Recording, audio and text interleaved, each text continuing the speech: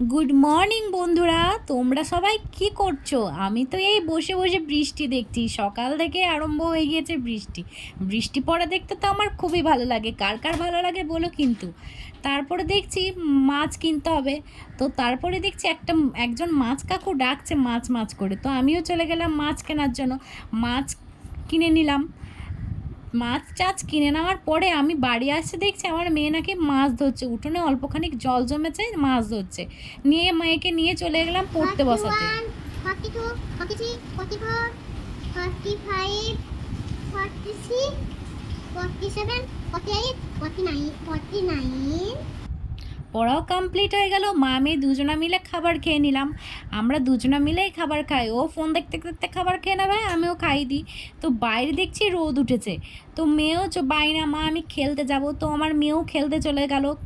তা আমি ঘরে চলে এসেছিলাম। ঘরে চলে এসে টুকটাক যা কাজ থাকে সেগুলো কমপ্লিট করে ঘরটার পরিষ্কার করে চলে গেলাম মায়ের কাছে। মা আজকে কী কী রান্না করছে সেটা দেখার জন্য।